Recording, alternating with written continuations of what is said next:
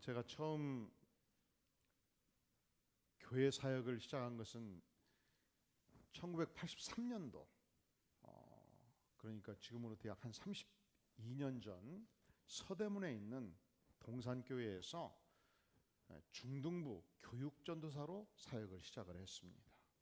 이 교회는 몇 가지 특징이 있는 교회예요. 첫째는 지난 120년, 130년 기독교 역사 속에서 가장 영성이 탁월했고 헌신적인 신학자요 목회자로 알려져 있는, 아마 전 세계에서 몇 명 안 되는 성경 전권 주석을 썼던 박윤선 박사님이 개척한 교회입니다. 굉장히 철저한 교회였어요. 얼만큼 철저했냐? 그 당시 주일 오전 예배가 약 성도들이 700명 정도 회집을 했는데요. 그 당시 보통 공기업체는 토요일날 1시까지 근무하고 사기업체는 토요일날 3시, 4시까지 근무했던 그 시절입니다. 그리고 제가 당시 그때 하숙집 주인이 대우실업을 다녔는데, 대우실업이 그 당시 서울역 앞에 있었거든요. 남편이 한 달 내내 회사에서 일을 하니까 얼굴을 볼 수가 없는 거예요, 자식들이. 그래가지고 데모하러 나갔어요. 남편들 돌려달라고. 데모 제목이 뭔지 아세요? 한 달에 한 번, 두 번은 남편 얼굴을 보게 해달라. 그러니까 월화수목 금 그렇게 일했던 무지막지한 시절입니다.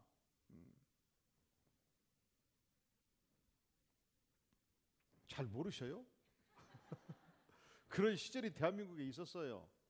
그렇게 해서 국가 건설을 했단 말이지요.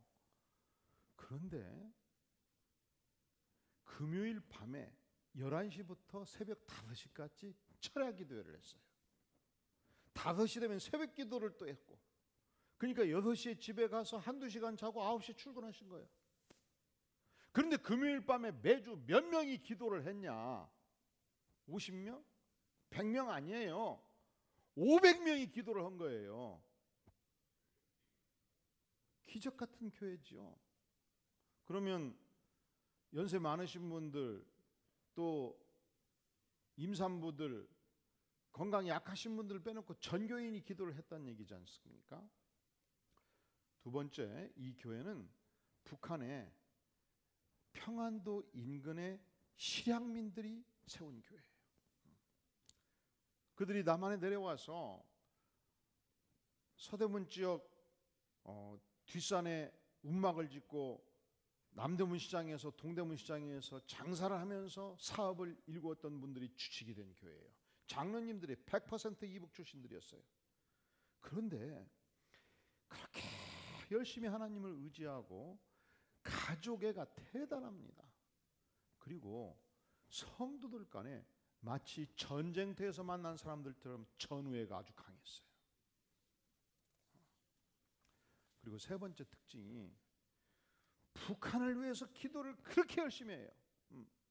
북한 주민들을 위해서 기도하고 남북 통일을 위해서 기도하고, 그리고 명절이 되면 이 고향 생각에 그냥 고향 얘기로 가득 차가지고 장로님이 고향 얘기 시작하시면 제가 그러고 싶어요. 장로님, 여기서부터는 제가 얘기하지요. 듣고 또 들어서 다 외우는 거예요. 그런데 지금 오늘의 본문에서 등장하는 야곱이 그러한 상황입니다. 14년 전 형과의 갈등이 너무 깊어서 형이 죽이려고 했기 때문에 부모 형제를 떠나서 혈혈탄신 남반부, 팔레스타인 남반부 브엘세바를 떠나서 북반부 하란으로 가게 된 것입니다. 그곳에서 무려 14년 동안 있었습니다. 외삼촌 라반의 집에 있었습니다. 라반의 딸 라헬이 너무 사랑스러워서 이 한 여인의 사랑을 얻고자 무려 14년 동안 몸종으로 종살이를 해온 것입니다. 그러니 얼마나 고향이 그렇겠습니까? 드디어 고향으로 가고자 결정을 하는 거예요. 문제는 그 시대는 몸종으로 일하면 떠날 때 주인의 허락이 필요하고, 그리고 처자를 모두 주인한테 바치고 떠나는 풍습이 있었어요. 혼자밖에 나올 수가 없단 말이죠. 어떻게 해야 되겠습니까? 외삼촌 라반에게 엎드려서 간청해야 되지 않겠습니까? 자, 그 간청하는 고백을 우리 다 함께 25절, 26절 같이 한번 봉독하겠습니다. 시작.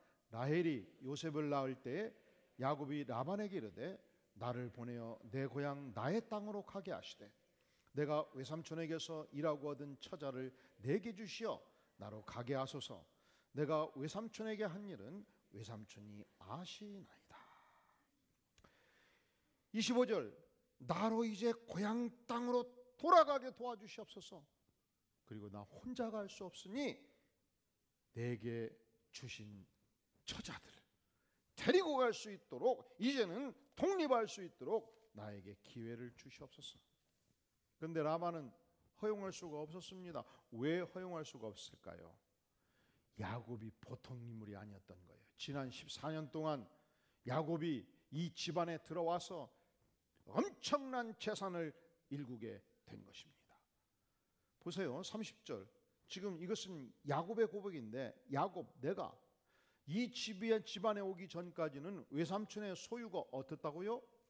적었어요. 논 단마지, 밭 단마지, 이 소떼 20마리, 30마리, 양떼 20마리, 30마리 끝. 그런데 내가 여기 들어와서 14년이 지났을 때 엄청나게 재산을 일구어서 소떼 수천 마리, 양떼 수천 마리 기업을 일구게 된 것입니다. 그러니까 라반 외삼촌이 생각해도 이 야곱이 누구요? 야곱이 어떤 인물이요? 이 야곱이 복덩이, 복주머니. 야곱이 누구냐고? 누구요? 우리 안디옥 교회 성도들이 어디를 가나 복주머니, 복덩어리가 될 수 있기를 주의 이름으로 축원합니다. 그리고 우리 안디옥 성도들은 어디를 가나 복덩어리, 복주머니를 만나기를 간절히 축원합니다. 인생이요, 혼자 못 살아요. 라반 외삼촌 입장에서 보세요. 내가 누구 때문에 부자 됐어요. 그러니까 인덕이 있는 게 중요하다니까. 좋은 사람 만나야 돼. 인생 살 때 여러분 기도하셔요. 사기꾼을 분별하는 능력을 주셔서. 그 사기꾼하고 잘못 얽히면 시간 한 10년 같이 보내다 보면 내 것이 다 당신 것이 돼버려요. 내가 자청해서 줄 수 있어서 주면 좋은데 소가 넘어가서 주는 건 너무 억울하잖아요. 그러면 어떻게 해야 내가 복덩어리가 될 수 있을까? 어떻게 해야 우리 아들이 복덩어리 인생을 살 수 있을까? 오늘 본문을 자세히 보면 두 가지 비밀이 나와요. 비밀. 여러분 복덩어리 되고 싶어요? 원치 않으셔요? 여러분의 자녀들이 세상을 향해서 나갈 때 복덩어리 만나고 복덩어리 되기를 원해요? 원치 않으셔요? 그러면 오늘 본문을 꿰뚫어 보셔야 돼요. 두 가지 비결이 있다니까. 첫 번째 비결 29절에 나와 있어요. 우리 같이 한번 읽겠어요. 시작. 야곱이 그에게 이르되 내가 어떻게 외삼촌을 섬겼는지 어떻게 외삼촌의 가축을 쳤는지 외삼촌이 아시나이다. 이것은 무엇을 말할까요? 이렇게 고백하는 데는, 이렇게 자신 있게 말하는 데는 지난 14년 동안 내가 살았던 삶의 열매가 있을 때만이 고백할 수 있는 것이죠. 야곱은 외삼촌 집에 들어와서 양떼와 소떼를 최선을 다해서 관리했습니다.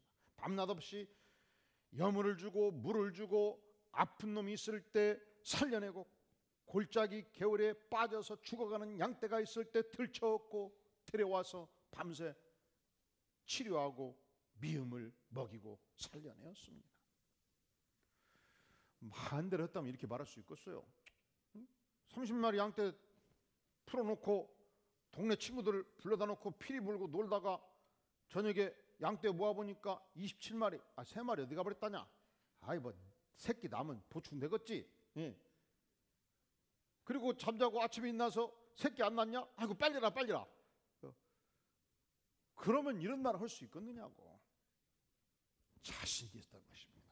여러분, 우리 하나님의 백성들은 믿음 안에서 열정적인 삶을 통해서 어디를 가나 자신 있는 생애를 살 수 있기를 주의 이름으로 축원합니다. 전심을 다하고 마치 내 재산을 일구듯이 일구고 목숨 걸고 종사를 했단 말이죠. 이게 똑같은 종사를 해도 달라요. 사실은 기업에서 많은 사람들이 과장 되기를 원하고 부장 되기를 원하고 이사 되기를 원하고 회장 되기를 원하지 않습니까? 근데 과장으로 있으면서 회장 일을 할 수 있는 거예요. 내가 회장이라고 생각하고 회장 입장에서 생각을 해서 야곱과 같이 열과 성을 다하면 사실은 라반이 회장이 아니거든. 지금 야곱이 회장이 되어 있는 거 아닙니까? 그러니까 그가 가는 곳곳마다 복주머니 인생이요 복덩이의 인생이 되는 줄로 믿습니다. 카렌 와이어트라는 여인이 일주일이 남았다면, 내 생에 일주일이 남았다면 이런 책을 썼어요. 근데 여인은 인생의 전반부가 너무 비참한 여인이었어요. 아버지가 자살로 세상을 떴습니다. 가장 친했던 친구가 16살 때 등반하다 죽었습니다. 너무 고통이 커서 내 남은 생애를 어떻게 해야 이 고통을 이길 것이냐, 죽어가는 사람들을 돕고 살자 해서 그가 의과대학을 졸업하고 25년 동안 시한부 환자들, 죽음이 확정된 환자들을 호스피스 사역을 한 거예요. 두 가지. 첫째로 죽어가는 환자들이 이제 열흘 남았고 한 달 남았잖아요. 그 짧은 살아있는 기간 동안 만족한 삶을 살도록 돕자. 두 번째로 편안하게 세상을 뜨도록 돕자. 그런데 한결같이 세상을 뜨면서 사람들이 후회하는 것이 있더라는 거예요. 그래서 그걸 쭉 통계를 내보니까 이 7가지를 엄청 후회하더래요. 그러니까 여러분, 이거 적어놓고 이거 극복하면 여러분의 생애는 마지막 갈 때 하나님 저는 후회가 전혀 없습니다. 이제 데려가세요. 자신 있게 갈 수 있지 않겠어요? 근데 왜 안 적으셔? 첫째로 뭘 후회하냐? 내가 마음껏 사랑해 줄 걸. 왜 그렇게 사랑을 아꼈던 거 그러더라는 거예요. 이제 키우다 보면 자식도 그냥 꼴보기 싫을 때가 있어요, 없어요? 솔직히. 그런데 그때조차도 마음껏 사랑해 줄 걸.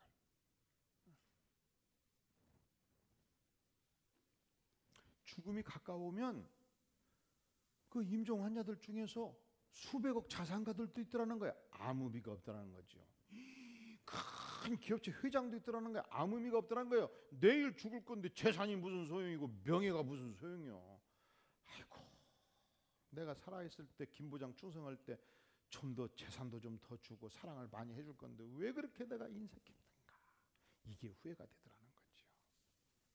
두 번째, 즉 용서해 줄 걸.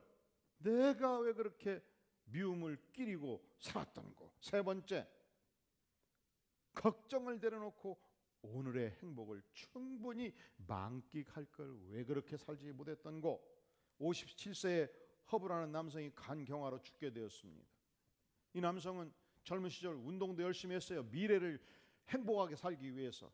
열심히 재산도 축적했어요. 미래를 행복하게 살기 위해서. 자식도 열심히 간수했어요. 미래를 행복하기 위해서. 그런데 이제 죽게 되니까 자식들이 오지 않겠어요? 너는 네 인생을 이렇게 미래를 준비하거라 준비하는데 아빠 그만하세요.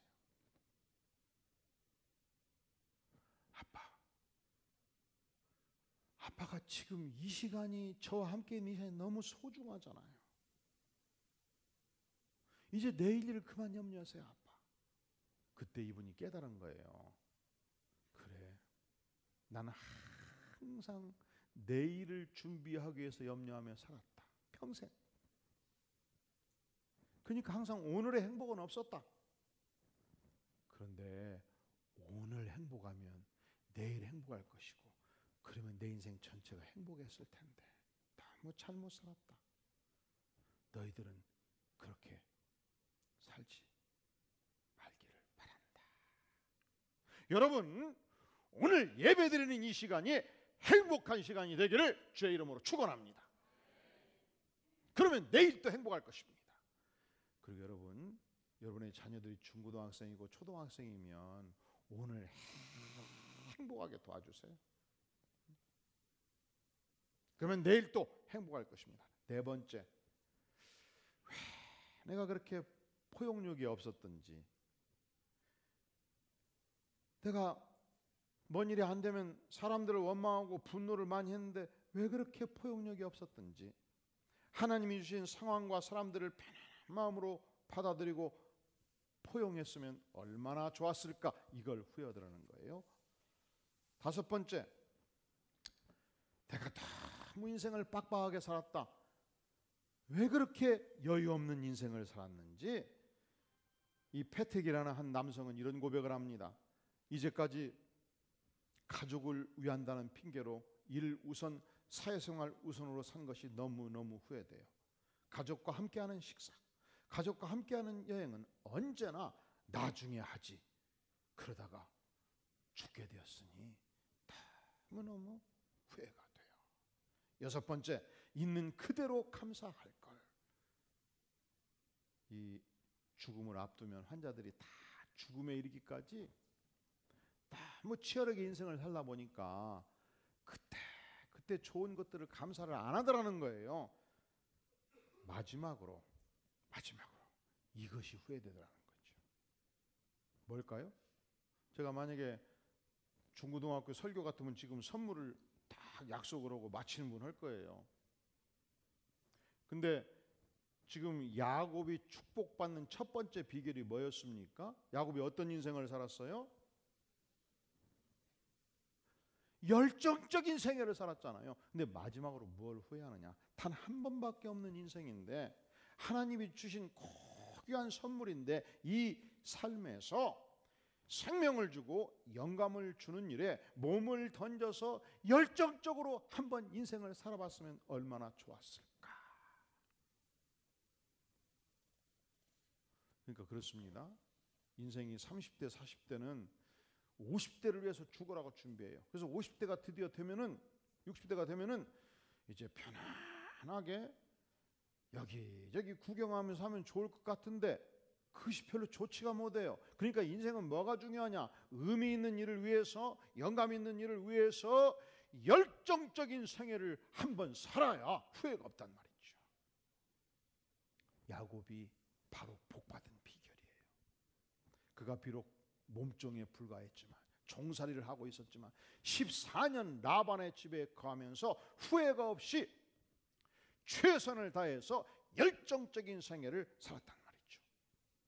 그것이 야곱이 하나님으로부터 축복받은 첫 번째 비결이에요. 그러면 두 번째 비결은 뭐냐? 여러분, 인생의 축복은 언제든지 하나님의 선택입니다. 인생의 축복은 언제든지 하나님의 은혜입니다. 하나님께서 축복하기로 작정하시면 누구도 그 축복을 말릴 수가 없습니다. 하나님께서 죄 많은 그 시대에 한 사람 아브라함을 선택하십니다. 그의 아들 이삭을 선택하시고 그의 손자 야곱을 누가 선택하셨습니까? 전능자 하나님께 선택하신 거예요. 그리고 야곱이 팔레스타인 남부 브엘사바를 떠나서 북반부를 향해서 혼자 여행을 해나갈 때 춥고 배고팠습니다. 외로웠습니다. 어느 날 베델에서 돌베개를 베고 잠이 들었을 때 하나님께서 위대한 베델의 약속을 하셔요. 자, 창세기 28장 14절 어떤 약속을 하느냐? 너의 자손이 땅에 티끌같이 되어 너가 서쪽과 동쪽과 북쪽과 남쪽으로 퍼져갈지며 땅의 모든 족속이 너와 내 자손으로 말미암아 무엇을 받으리라? 무엇을 받으리라? 그러니까 야곱은 하나님이 세우신 복덩이지요. 너가 어디를 가든지 천하 만민이 너 야곱을 통해서 복을 받으리라. 15절 내가 너와 함께 있어 내가 어디로 가든지 너를 지키며 너를 이끌어 이 땅으로 돌아오게 할지라. 내가 너에게 허락한 것을 다 이루기까지 너를 떠나지 아니하리라. 하나님의 약속이에요. 베델의 약속이에요. 그러니까 축복은 언제든지 하나님의 선택이고 하나님의 은혜고 하나님의 수요하는 축복이에요. 능력이에요. 하나님께서 이스라엘 백성들을 선택하셨습니다. 복 주셨습니다. 그러니까 지난 2000년 동안 국가 없이 유랑했던 민족이었지만 그들이 가는 곳곳마다 축복의 자산이 있었습니다. 우리가 지난 500년 서양사를 보면은 16세기 중반 그 당시 유럽권에서 병방국가였던 후진국가였던 스페인이 문호를 개방해요. 시민권 없이 떠돌던 유대인들이 문호를 개방하니까 스페인으로 밀려 들어갑니다. 스페인의 경제력이 향상이 되고 금융이 발달하고 그리하여 16세기 중반 전 세계를 호령하는 무역 최강국으로 바꿔져요. 그런데 강국이 되다 보니까 이제 민족운동이 일어나서 이방인들을 추방하기 시작을 하죠. 그때에 유럽에서 가장 약한 국가였던 네덜란드가 문호를 개방해요. 네덜란드는 오늘날도 인구가 1600만밖에 되지 않아요. 우리가 남북한 인구 합치면 7천만에 해외 인구 합치면 한민족이 지금 7,500만이지 않습니까? 그 4분질도 안 되는 나라예요. 그런데 이 하나님의 백성 유대인들이 네덜란드에 유입돼 들어가 가지고 금융을 일으키고 상권을 지배하고 그러면서 전 세계를 다스리는 대제국을 형성한 거예요. 그런데 유대인들을 히틀러가 얼마나 박해했습니까? 그들이 미국으로 건너가요. 또 미국에 오늘날도 전 세계에서 가장 선교사를 많이 파송하는 1위 국가, 1위와 2위 국가가 더블이에요. 오늘날도 전 세계 아프리카 극빈 국가를 향해서 구호물자를 보내는 가장 많이 보내는 구제 국가가 미국입니다. 그러니까 하나님께서 미국을 통해서 전 세계의 최대 강국을 만들어 주시지 않습니까? 하나님이 축복하면 누구도 그 축복을 말릴 수 없습니다. 그렇다면 21세기 오늘의 시대에 하나님께서는 누구를 축복하기를 원하시는가? 여러분, 죄 많은 인생이 십자가의 보혈을 통해서 죄 사함을 받고 믿는 자는 영생을 가졌느니 천국 백성이 되고 하나님의 자녀가 되는 권세를 가진 그 백성들을 하나님께서 얼마나 축복하기를 원하시겠습니까? 또한 이 생명의 복음을 여러분 예수님이 마지막 생애를 마감하면서 지상에서 천상으로 가실 때 주신 유언적 명령이 뭔지 아세요? 너희는 천하 만민으로 복음을 전하라고 그런 거예요. 천하 만민으로 제자를 삼으라는 거예요. 그러니까 잃어버린 영혼을 향해서 우리가 특정해서 한 사람, 두 사람, 세 사람 작정하고 기도해서 그 사람이 예수님을 만날 때까지 뒷받침을 할 때 어찌 하나님께서 영혼을 사랑하는 백성을 축복하지 않겠습니까? 우리가 축복을 받을 때 중요한 것은 축복을 나눠주는 거예요. 시골에서 우물이 하나 있으면 동네 20호, 30호 과거에 주민들이 아침에 오전에 우물을 퍼가지 않습니까? 오후 되면 다 말라버려요. 바닥을 보여요. 그런데 이상하지요. 하루가 지나면 또다시 깨끗한 우물물이 차오릅니다. 여름에는 물의 수요가 많잖아요. 근데 이상하지요. 눈이 내리고 겨울이 되면 물의 수요가 적어요. 그러면 물이 혼탁해집니다. 여러분, 우리 인생이 그래요. 하나님께서 내 인생을 축복하시면 이 축복을 이웃과 원 없이 나누는 생애, 그러면 하나님께서 더 큰 축복을 부어주시는 줄로 믿습니다. 우리 교회는 18년 전 1996년도 12월 27일 토마토 앤 오니언 레스토랑에서 시작이 되었어요. 세 가정이 시작을 했어요. 그때 제 친구들이 그런 얘기를 해요. 김경선 목사가 미국 유학 가다 오니 완전히 또라이가 돼버렸다고. 이렇게 교회당을 예쁘게 인테리어해서 세워도 목회가 안 되는 시대에 뭔 레스토랑에서 교회를 하냐. 돌았다. 제가 돌았습니까? 안 돌았습니까? 그리고서 열심히 전도를 했더니 예수 안 믿는 분들이 예수님을 믿다가 낙심한 분들이 은혜를 받고 하나님의 말씀을 통해서 생명을 얻고 2005년도 3월 죽전 성전을 짓고 2012년도 1월 광교 성전을 짓고 현재 구역 90개 구역, 목장이 90개 목장, 오늘 또 성인 죽전 광교에서 850명, 어린이 450명, 1300명의 하나님의 백성들이 할렐루야 하나님을 찬양하는 복된 영적인 집단으로 전능하신 하나님께서 만들어 주셨습니다. 그 과정에 새가족이 오면 새가족 성역 공부를 하고 부부학교를 하고 세수식반을 하면서 주님을 만납니다. 큐티학교 신앙성장반을 통해서 믿음의 기초를 쌓고 제자도와 프리셉트 과정을 통해서 단계별로 신앙의 양육을 다져왔습니다. 그런데 오늘날 우리 후배들은 교회가 개척이 안 되는 시대라고 그래요. 200개 교회가 개척이 되면 딱 한두 개 교회가 자립을 한대요. 이제는 교회가 더 이상 성장이 멈춘 시대라고 말해요. 아니지요. 하나님께서 우리 교회를 통해서 어떻게 하면 개척될 수 있는지, 어떻게 하면 성도들이 양육되고 자라갈 수 있는지 소중한 자산을 주셨습니다. 주시면 어떻게 해야 된다고요? 나눠야지요. 나누면 누가 축복을 받아요? 내가 축복을 받지요. 그래서 우리가 40명의 목사님들을 초청을 해서 따뜻하게 맛있는 밥 주고, 우리 목사님들은 간식을 그렇게 좋아하시대.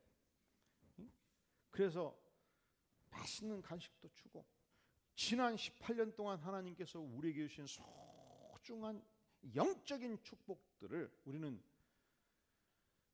책을 그렇게 많이 읽기도 했잖아요. 우리 성도님들 지난 18년 고생 많았어요. 한 제대로 읽었으면 100권은 읽었을 거예요. 그래서 신앙 성장에 도움이 되는 프리셉트 과정들을 전체적으로 가장 중요한 성경 공부 교재들을 30권 정도 추려가지고 선물로 주고, 이렇게 하면 반드시 하나님이 역사하고 목회가 되더라 해서 절망하는 목사들이 희망을 얻고 비전을 보고 한국교회가 다시 일어서기를 주의 이름으로 축원합니다. 근데 이것이 어려운 일이 아니에요. 그냥 1,000원이든지 5,000원이든지 10,000원이든지 하나님께 헌금하면 되고, 그때 내가 간식 봉사 2시간 하겠습니다 하면 되고. 그래서 하나님이 우리 교회에 주신 축복을 한국교회를 위해서 나누는 것입니다. 하나님이 우리에게 주신 축복, 나에게 주신 축복을 이웃을 향해서 나누는 것입니다. 우리가 앞으로 10년 어떻게 사역을 할 것인가. 어떤 분이 그래요. 목사님이 꼭 10년 그래요? 한 50년 하고 100년 하면 되지? 그 인생이 그래요. 너 자신을 알라.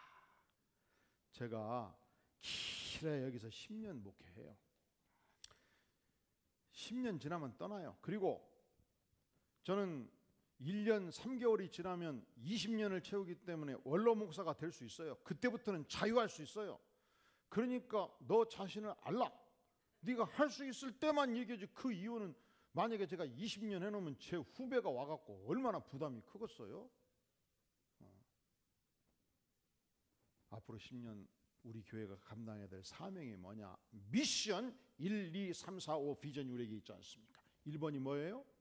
1년에 하나님 나를 통해서 한 영혼을 주 앞에 인도하기를 원합니다. 그래서 지금부터 작정하고 기도하시면 11월 셋째 주 추수감사주일에 그때부터 3주 동안 여러분이 초청할 수 있어요. 이 3주는 완전히 믿지 않는 영혼들을 위해서 설교를 할 거예요. 교회 전체가 준비할 거예요. 1년에 한 차례 목회자 학교를 내가 10,000원씩 20,000원씩 후원하고 섬김으로 봉사하겠습니다. 어려운 일이 아니잖아요. 이게 그런데 한국교회를 위해서 너무 중요해요. 두 번째, 내가 파송된 해외 선교사들을 위해서 20,000원 이상 후원하겠습니다. 사명입니다. 세 번째, 여러분 태신자들이, 믿지 않는 자들이 그냥 예수 믿는 거 아니잖아요. 직장에서도, 주민들 가운데도. 그래서 하나님이 내게 소득을 주시고 내가 일자리를 주신 것은 이 태신자들을 위해서 3만 원 이상 내가 밥도 사고 선물도 사고 차도 사서 돕기를 원합니다. 미션 3이에요. 4. 평생 4차례 이상 단기 선교를 후원하겠습니다. 요즘 중고등학생들이 하나님을 많이 떠나요. 수련회 때 은혜를 받아야 될 것인데 잘 안 갈려요. 국내는 시시해서 안 간대요. 그래서 일본, 필리핀, 중국, 몽골로 선교를 5-6씩 보내가지고 직살나게 고생하다가 은혜 받도록. 그게 이상해요. 고생을 해도 회를 가면 간대야. 그런데 부모가 뒷받침을 못하면 교회가 해야 될 거 아니에요. 그래서 평생 내가 4번은 단기 선교를 후원하겠습니다.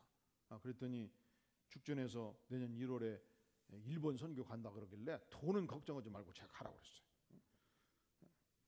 5번째, 남만 보내면 못 올 것이요. 나도 가야지. 평생에 한 번은 내가 50만 원 이상 들여가지고 나도 직접 단교의 선교를 떠나겠습니다. 앞으로 우리 교회 이 전사님들, 목사님들은 바쁠 거예요. 왜냐하면 해외 선교 연구해야 되거든요. 1년에 한두 차례, 여름이고 겨울이고 몽골도 가고 필리핀도 가고, 이제 중고등부 전사님도 바쁠 거예요. 일본도 가고. 그래서 이 소중한 복음을 나만 누릴 것이 아니고 이웃과 그리고 세계를 향해서 나누는 교회. 어찌 그 교회를, 그 백성들을 하나님께서 축복하지 않겠습니까? 우리는 오늘 야곱이 놀랍게도 하나님의 복주머니, 하나님의 복덩어리인 걸 보았어요. 근데 그 비결이 복잡하지가 않아. 딱 두 가지. 첫째로, 하나님이 내게 주신 사명, 사역을 향해서 이익에 관계없이 열정적인 생애를 살았다는 거예요. 후회 없이 열정적인 생애를 살았다는 거예요. 2번째, 하나님께서 그를 복주기로 작정하신 거예요. 우리 전능하신 하나님께서 주님을 사랑하는 안디옥 교회 백성들에게, 여러분들에게 이 축복을 넘치게 부어주시기를 주의 이름으로 축원합니다. 다 함께 머리 숙여 기도하겠습니다. 전능하신 주님, 이 시간 주께서 백성들의 생애에 이 축복을 허락하여 주시옵소서. 구원받은 백성들에게 이 은혜를 넘치게 부어주시옵소서. 하나님께서 주신 위대한 사명을 향하여 후회 없이 열정적인 생애를 살게 도와주시고, 하나님께서 선택하셔서 하나님께서 은혜를 베풀어 주시며 하나님께서 복주머니가 되도록 역사하여 주시옵소서. 하나님, 우리의 간절한 기도를 연락하여 주시옵소서. 예수님의 이름으로 간절히 기도하옵나이다. 아멘. 네, 우리 다 함께 오늘의 말씀을 기억하면서 우리 함께 기도에 찬양합니다.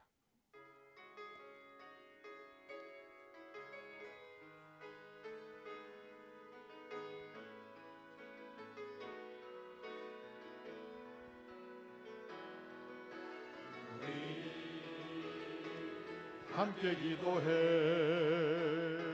주 앞에 나와 무릎 꿇고 베푸시는 주 하늘을 향해 두 손 들고 하늘 문이 열리고 은혜의 빛을 이 땅 가는 내일로 마침내 주 오셔서 의의 빛을 우리 위에 부으시고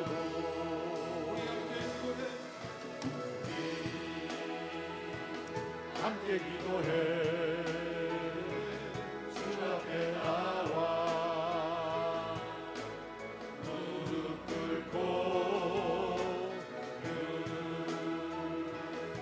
베푸시는 주 하늘 향해 두 손 들고 하늘 문이 열리고 은혜의 비추기 이 땅 가득 내리도록 마침내 주 오셔서 의의 비추기 우리 위에 부으시오. 이 시간 우리에게 주신 하나님의 말씀을 기억하면서 하나님, 내 인생이 어디를 가나 복주머니가 되게 도와주시옵소서. 주님, 내 인생에 인덕을 넘치게 부어주시고 우리 자녀들의 생애 속에 이 축복 하나님이 함께함으로 말미암아 구원받은 백성에게 주시는 놀라운 축복 넘치게 부어주시옵소서. 이 시간 간절히 주 앞에 통성으로 기도하겠습니다. 전능하신 주님, 이 시간 성령을 기름 붓듯 부어주시옵소서. 지금 이 안디옥교회 성도들이 복을 나누어주는 복덩어리가 되게 도와주시옵소서. 아버지여, 함께하여 주시옵소서. 역사하여 주시옵소서. 은총을 베풀어 주시옵소서.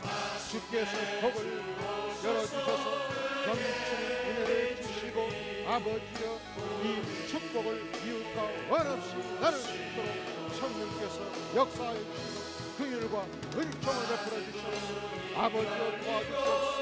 오 주님, 주의 말씀 앞에 서서 쓰임받는 복덩어리 인생으로 쓰임받도록 넘치는 은혜를 백성들에게 주시기를 원하오니 아버지여, 우리 기도를 연락하시고 은혜로 함께하시고 아버지여, 역사하는 권세와 능력을 허락하여 주시옵소서. 아버지여, 은혜를 베풀어 주시옵소서. 예수님의 이름으로 간절히 기도하옵나이다. 아멘. 다 함께 기립하셔서 주만 바라볼지라 찬양할 때 헌물을 주 앞에 드립니다.